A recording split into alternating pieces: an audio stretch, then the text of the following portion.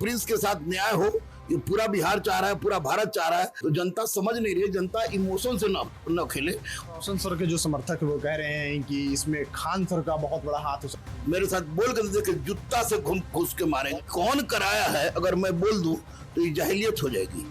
समर्थक आपस में लड़ रहे हैं और शिक्षक भी एक दूसरे को मतलब हम दबंग तो हम दबंग। ये लोग बढ़ा चढ़ा के कभी बुलेट देके, कभी थार देके, कभी ये देके, कभी मोबाइल देके। पूरे बिहार के टीचर पढ़ा रहे हैं तो हम लोग कबूतर उड़ा रहे थे। मैं कबार के रख दूंगा, दो थाप में कबार के रख दूंगा, जो भी लाएगा तो छेड़ेगा उसको चीर देंगे। पटना के शिक्षक गलियारों में चर्चाएं तेज हो रही हैं और लगातार जो मामला है खान सर और रोशन सर का वो बढ़ता नजर आ रहा है। खान सर पहले बयान देते हैं, उसके आधार पर रोशन सर की गिरफ्तारी होती है। उसके बाद उनके भाई पर भी FIR दर्ज कराया जाता है, जिसकी वजह से वो पटना को छोड़कर नेपाल पहुंच जाते हैं और वहां पे उनकी संदिग्ध स्थिति में मौत हो जाती है। इसको लेकर फिर पटना की कोर्ट में अपील किया जाता है, रोशन सर को जमानत मिलती है, उसके बाद उनका अंतिम संस्कार किया जाता है। उसके बाद रोशन सर पटना लौटते हैं और पटना लौटते ही कदम कुआं थाने जाते हैं FIR करने। लेकिन सबसे बड़ा ट्विस्ट तब आता है जब कदम कुआं थाना उनका FIR स्वीकार ही नहीं करता है। हमारे साथ गुरु रहमान सर हैं, इनसे हम बात करेंगे कि इस पूरे सिनेरियो को कैसे देखते हैं और आखिर उनका FIR क्यों नहीं एक्सेप्ट किया जा रहा है। देखिए सर, आप लोग मीडिया वाले हैं और मीडिया वालों को बात ये समझनी चाहिए। मैं लॉ ग्रेजुएट हूँ, इसलिए भी बोल रहा हूँ कि हत्या हो या मृत्यु ये हुई है नेपाल में, और नेपाल में ऑलरेडी केस दर्ज है। तो वैसी परिस्थिति में कोई प्रावधान नहीं है कि यहाँ पर केस ये लोग लेता। अब भारत सरकार और बिहार सरकार से यही अपेक्षा हम लोग करते हैं कि नेपाल सरकार पर दबाव डाले, उसमें ज़्यादा से ज़्यादा हस्तक्षेप करके जितने भी इससे संबंधित कागजात हैं, संबंधित सूचनाएं उसको संग्रहित करे।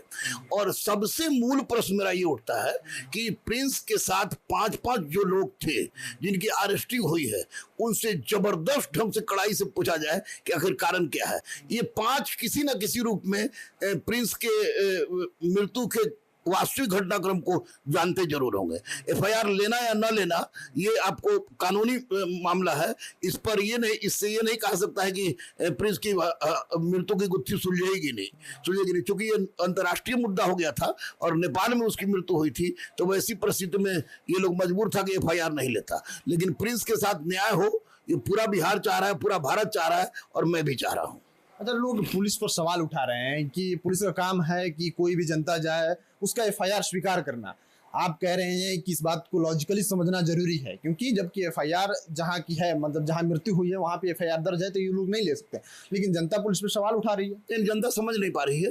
जनता तो CBI की मांग कर रही है कि CBI की मांग कर रही है, जबकि CBI कैसे जाएगा आपको दूसरे राष्ट्र में जांच करने के लिए। तो जनता समझ नहीं रही है। जनता इमोशन से न खेले और जनता पूरे दिमाग में रखे। अरे मैं कह रहा हूँ कि उस 5 जो लोग पकड़े गए हैं, जिसमें एक नेपाली युवक भी शामिल है, उनसे गहराई से पूछताछ हो, पूरे कठोरता से पूछताछ हो और नेपाल सरकार इसकी मदद करे। दूध का दूध, पानी का पानी हो जाएगा। अच्छा, बहुत लोग इसमें यह भी कह रहे हैं कि ये जो मौत है मतलब प्रिंस यादव की, ये कोइंसिडेंस है।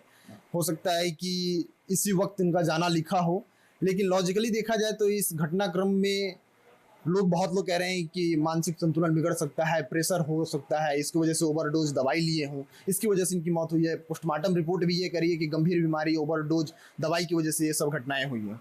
देखिए, कोइंसिडेंस की बात को कानून नहीं मानता है। ये कानून फैक्ट्स पर चलता है। मैं इतिहास से भी MA हूँ, 3 विषय में MA हूँ, मैंने लॉ भी किया है। तो कानून फैक्ट्स पर डिपेंड करता है। प्रिंस को कोई भी ऐसी गंभीर बीमारी नहीं थी जिस गंभीर बीमारी से उसकी मृत्यु हो जाए, या कोई भी ऐसा नहीं था कि पहली बार उसने दवा दिया हो। ये दूसरी बात है कि यह सब मान हानि, जीवन मृत्यु ऊपर वाला के हाथ में होता है। अब कोइंसिडेंस ही है, ओवरडोज से ही हुआ है, तो फिर इसका वास्तविक रिपोर्ट चाहिए, क्योंकि इससे जनता भी संतुष्ट होगी, उसके रोशन के परिवार वाले भी संतुष्ट होंगे, रोशन भी संतुष्ट होंगे, हम लोग भी संतुष्ट होंगे। इसको कोइंसिडेंस को मान के या दवा का ओवरडोज मान के इस केस को के साथ आगे कार्रवाई ना हो, ये छोड़ देना बहुत बड़ा अपराध होगा। मैं स्पष्ट रूप से कह रहा हूं कि पांचों लोगों से कठिनाई से कठोर ढंग से पूछताछ हो। जो 4 इनके साथ थे और एक नेपाली युवक, जो 5 आदमी हिरासत में है, वो कौन है? 2 ही आदमी को बार बार क्यों दिखाया जा रहा है? सबको दिखाया जाए और सबका बयान लिया जाए, उसके बाद विसरा रिपोर्ट आएगा तो विसरा रिपोर्ट स्पष्ट बता देगा क्या कारण था। अच्छा, रोशन सर के जो समर्थक है वो कह रहे हैं कि इसमें खान सर का बहुत बड़ा हाथ हो सकता है, क्योंकि इनका बहुत बड़ा नेटवर्क है और ये हो सकती है कि यहाँ से और नेपाल से कोऑर्डिनेट करके इसमें उनका हाथ हो सकता है। बहुत लोग ये दावा कर रहे हैं, आप कैसे हम देखते हैं? देखिए, समर्थक और विरोधी तो शिक्षक का कोई होता नहीं है। शिक्षक सबके लिए गुरु होता है। तो अब कौन कराया है अगर मैं बोल दूं तो ये जाहिलियत हो जाएगी। बिना जांच के, बिना रिपोर्ट के, बिना विसरा रिपोर्ट के, बिना फैक्ट्स के मैं कुछ भी नहीं बोलूंगा, लेकिन इतना जरूर बोलूंगा कि प्रिंस को न्याय मिलनी चाहिए। आपको लगता है कि इसमें जो घटनाएं हुई हैं सब सामने आ रही हैं, शुरू से लेकर अभी तक जितनी घटनाएं सामने आ रही है, आपको क्या लगता है कि इसमें कौन सबसे ज्यादा दोषी है और कहां से घटना को इतना बड़ा तुल दिया गया? अगर हो सकता था कि घटना को स्टार्टिंग में बैठ के कंप्रोमाइज कर लिया जाए, चीजों को समझ लिया जाए प्रैक्टिकल पे, 5 लोग आप शिक्षक बैठते हैं अपने आसपास की, और इसको वहीं पे खत्म किया जा सकता था। लेकिन इतना घटना बढ़ा और अब यहाँ तक पहुंच चुका है कि समर्थक आपस में लड़ रहे हैं और शिक्षक भी एक दूसरे को, मतलब हम दबंग तो हम दबंग, अपने आप को वर्चस्व स्थापित करने में लगे। आपको क्या लगता है? दोनों दोषी हैं। दोनों ने 2018 से रिजल्ट खरीद बेचना शुरू कर दिया। हमारे बच्चों को इन लोगों ने खड़ा किया है।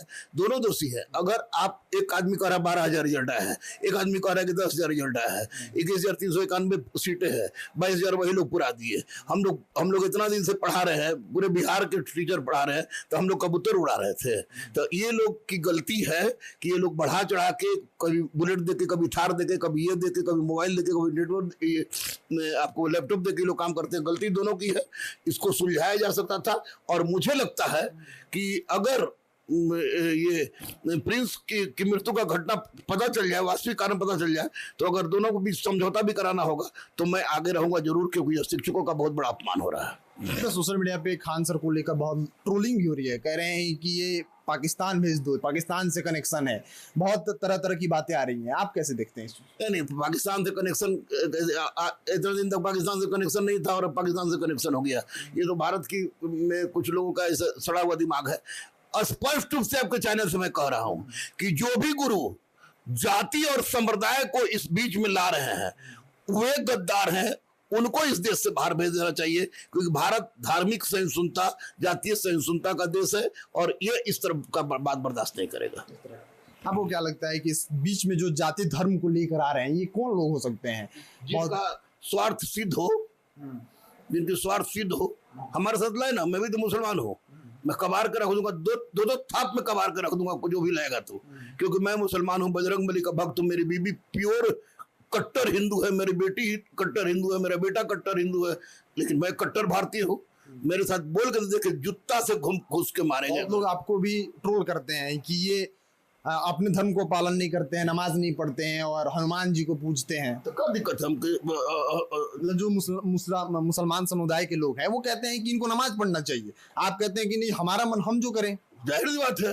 अब तो भैया 17 को फतवा है मेरे पास, लेकिन कहाँ हम कभी काम करते हैं। मैं सुंदरकांड कराता हूँ, बजरंगबली को मैं मानता हूँ तो मानता हूँ, किसी फटे उससे हमको क्या फर्क पड़ती है? फतवा देने वाले लोगों से आपका कभी आमना सामना नहीं हुआ है? आमना सामना हुआ है, लेकिन ऐसे जगह पर हुआ है कि आज के डेट में गुरु रहमान, हो सकता है कि शुरू के भेज में हनुमान मंदिर पास 1.5 साल बैठ के मैंने भीख मांग के भी खाना खाया है, पेपर भी बांटा है मैंने, पोस्टर भी साटा है, लेकिन आज के डेट में जो छेड़ेगा उसको चीर देंगे, क्योंकि भारत मेरी माँ है और माँ के लिए जीना और सनातन मेरी पहचान। ये नहीं कहा कि मैं सनातनी हूँ, मैं फलाना हूँ, मैं ढेकाना हूँ। सनातन की परिभाषा न जानने वाले भी कहते हैं कि मैं सनातनी हूँ, गलत बात है। मैं वास्तव में सनातनी हूँ। अच्छा सर, एक लास्ट और अंतिम सवाल।